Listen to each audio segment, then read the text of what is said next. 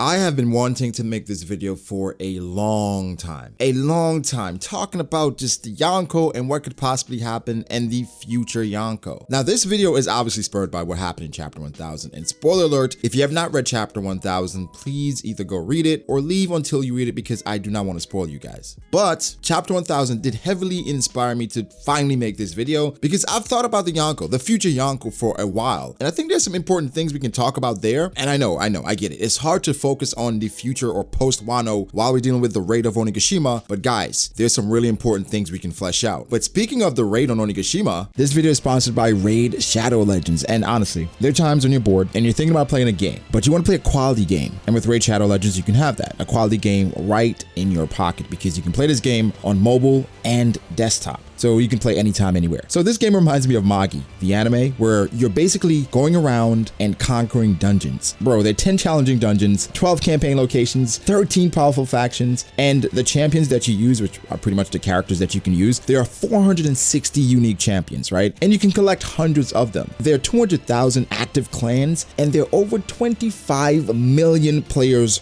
worldwide. Something that I really liked was my champion, right? I love the customization of her, where I can add different things, different artifacts to level her up. But guys, the game is so damn beautiful. I absolutely love the combat system. Let me show you real quick. The combat system is really good and it's so clean. And look at it, it's just a beautiful attack, and this game actually looks so damn good. But this is the perfect month to join because Raid has their biggest update ever, and this is the Doom Tower, and it's a giant tower with 120 floors and a bunch of secret challenging rooms. Okay, look at the champion Bulwark. He would be a great help in the Doom Tower. So if you want to get a huge head start in Raid, all you have to do is hit the link in the description, and your free void champion, an XP booster, 50 gems, some energy refills, and even an ancient shard as soon as you get in game. Okay, so now without further ado, let's get into the Yonko, or the next generation of Yonko. And if you're here for the first time, make sure to like and subscribe for more content like this, because I certainly do appreciate that. So the next Yonko, the future generation. I think our introduction to the Yonko was a great one. When Garp raised the ceiling of the world by telling us there are 4 pirates out there in the new world that basically control it, it changed our perspective. Because at that point, Luffy was doing some amazing things. And we were like, okay, Luffy's defeating everyone they put in front of him. Warlords, prodigies, and Rob Lucci. Nobody could really stop Luffy. We felt like he was unstoppable. And it was like, how close is Luffy to the top? Of course, when you think of the admirals and things of that nature, you felt like Luffy was still very far behind. And then Mihawk came to mind as well. It was like, okay, Zoro's nowhere close to Mihawk at this point. So there are levels to it, right? But then you find out about the Yonko and Shanks, Whitebeard, Kaido, and Big Mom. You then start to assess just how far Luffy has to go to get to that level. And then we go through the journey, Sabaody happens, then you realize Luffy truly isn't ready. The time skip happens, which I think came at the perfect moment. I always say this, Oda and that time skip was so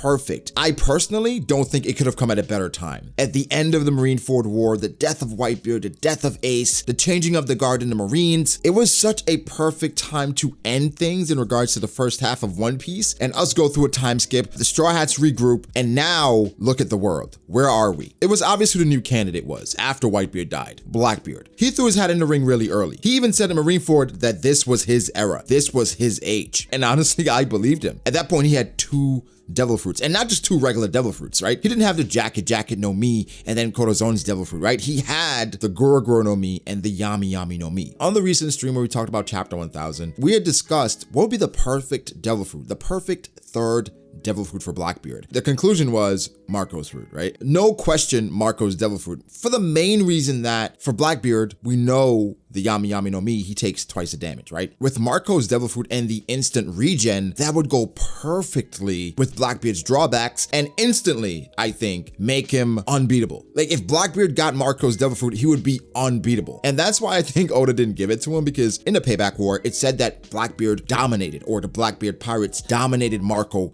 and the remnants of the Whitebeard pirates. In my opinion, if they got dominated, Blackbeard and his crew, they're hunting devil fruit users. I mean, they even wanted Luffy's devil fruit at one point. Why the heck would they not take Marco's? I'm assuming someone either sacrificed himself or Marco flew away. I mean, Lafitte can fly, but Lafitte isn't doing anything to Marco. But if he got dominated, Marco's fruit would definitely be taken. But something happened to the point that they couldn't take it for whatever reason, right? But if Blackbeard had gotten his hands on Marco's devil fruit, holy crap. And again, this goes to the theory that Blackbeard will have 3 devil fruits. And then this goes back to Blackbeard's theme of 3, his ship, his rings. It's just a lot to Cerberus. So many things there with Blackbeard and the possibility of having 3. Back to the topic at hand, Blackbeard was the the first candidate. Someone we saw, okay, he will definitely be a Yonko in the future. Marco had a slight moment where the Gorosei talked about him, saying that if he wins, more than likely he'll be the next Yonko or be regarded as the next Yonko. And even that is a weird thing because when we talk about warlords and even admirals, those are official positions, right? Where they are appointed by the world government. For the Yonko, it's a reputation thing, right? It's how people feel about you, obviously your threat level, but also the territories you control. But it's not an officially appointed position. It's one of those word of mouth things where it's like, okay, that guy is officially the Yonko now. So it's more so of respect based on things you've accomplished and things you've done. And I think the greatest respect is probably a bounty raised by the world government acknowledging that you are a pirate that is deemed even close to the threat level of the other Yonko. For Blackbeard, he didn't get the 4 billion, right? But he got to 2 bill after not having a bounty at all. So it's pretty obvious the respect that he garners now off of all the shenanigans he pulled off, right? And I'm calling them shenanigans, that's downplaying it a bit, but because Blackbeard did a lot of great things, but he had some very underhanded tactics. We can agree there, right? Not saying I agree or disagree with his decisions, but he accomplished a lot. We can't deny that. So for Blackbeard, he was obvious. When we move along through the story, Big Mom is pretty old, right? Kaido, we're not sure what his age is, and Shanks, he's the youngest Yonko. Everybody pretty much expects for Shanks and Blackbeard to meet again. The reason why, because people ask me this all the time, why do you guys think Shanks will die? Why will Shanks be removed from the story? Well, for me, Shanks being in the story after losing to Blackbeard doesn't make much sense. Even in Marineford, it was hinted that they will meet again, and Blackbeard said he wasn't ready for Shanks yet. Shanks beating Blackbeard will not be a thing because Blackbeard more than likely is the end game matchup for Luffy. They're too similar and too different. And you guys know exactly what I mean when I say that. I don't even have to explain. That's why I know you guys are true One Piece fans, right? You know exactly what I mean when I say Blackbeard and Luffy. They're really similar, but they're really different, right? For Shanks, who's the youngest Yonko and somehow carrying on the will of Roger, etc., we're still not sure what his purpose is. Him going around warning people of different things and trying to be somewhat of a pacifist in the One Piece world. It's weird, but he's still a pirate. So that's something that's open-ended. However, the popular theory is that Shanks dies or for some reason he's out of the story due to Blackbeard. So now that opens up a Yonko spot. We're now in Wano. Luffy and the gang includes Law, Kid, etc. They're going up against Big Mom and Kaido, 2 current Yonko who have now allied to find the One Piece. That entire scenario is difficult to comprehend because again, Luffy right now is with Law and Kid. 2 candidates or 2 people who we feel they could possibly be in the running for the next Yonko. But are they really? If Big Mom and Kaido do fall here, and Shanks falls concurrently, probably after meeting Luffy, those are 3 spots open for the next Yonko candidates. Who fills these positions? I've talked about Law and how I automatically rule him out because of his crew. And I made a video talking about if Hawkins were to join him, that would definitely increase his chances. But right now, the main drawback for Law is his crew. Law has the ambition, he has the requisite strength based on his devil fruit, but his crew and the people around him, they don't instill any confidence, right? Chapter 1000 is indicative of that. Kid and Luffy have their partners. Law is up there by himself. So automatically I rule Law out. Kid is an interesting one because again, Killer, he's a supernova. And then Kid's crewmates, even though we haven't seen them in action, we know of Heat and Wire. And Kid for the most part has been getting some acclaim, not to the level of Luffy obviously, but from taking on Yonko, the respect that Kaido gave him not to kill him, even Hawkins and how he talked about Kid in regards to Kid not being someone to give up, in Udon and the parallels with Luffy there, and being not like Blackbeard with Luffy, but Kid being the complete opposite of Luffy in regards to how they go about things, he would be the perfect candidate for the Yonko. And personally, I think he is next up along with Luffy. We have Kid, Luffy, and Blackbeard, who is next up. You guys obviously know who I'm thinking about, and that's our guy, Katakuri. Now, why I think Katakuri should be the next Yonko and will be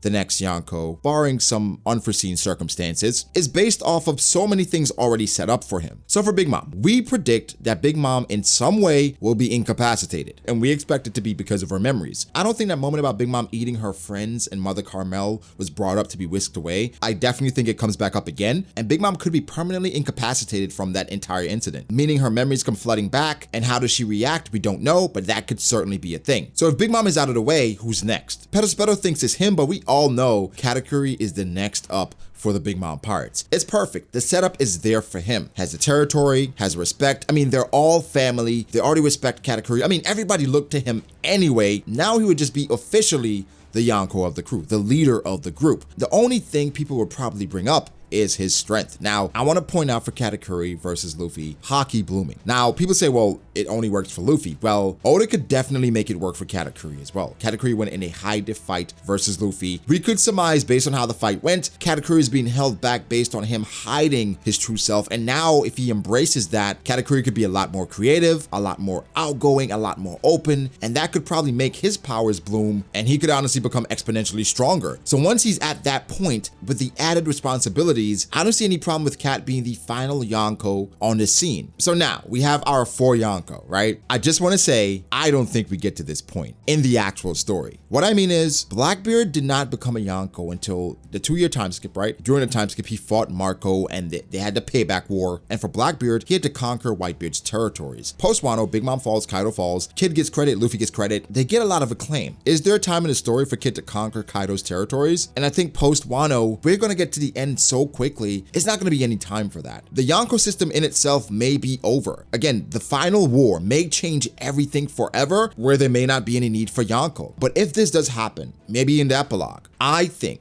more than likely the 4 pirates that will be regarded as the greatest currently, because Luffy will be the Pirate King, but he'd be one of the 4 greatest pirates, and that would include Kid, Katakuri, and obviously Blackbeard. Again, the final fight between Blackbeard and Luffy in the final battle, all these things could change it, but I just think out of everyone else in the story right now, outside of someone like Shiki showing back up, and Rocks obviously, these pirates I think have the easiest way, right? Or the clearest route to becoming Yonko based on the setup of the story. Again, people may say Kid hasn't really done anything. Oda specifically had Kid have a crewmate as a member of the Worst Generation or a member of the Supernova, and the only other person was Luffy. So guys, give me your thoughts. Who do you think is the Yonko of the next generation? I'd already asked you guys to let me know who you think would be the Yonko beforehand. Does it match up with who I think? And also I would enjoy your reasons, right? But give me your thoughts. Make sure to like the video if you did. Subscribe to the channel for more content like this. Follow me on Twitter at BragoDAce. Follow me on Instagram at BragoD.Ace. Thank you to my patrons. I appreciate you guys so much. Guys, don't forget to like and subscribe. Now is the time. Now is your chance to subscribe to B.D.A. Law. And I'll catch you guys in the next one. Peace.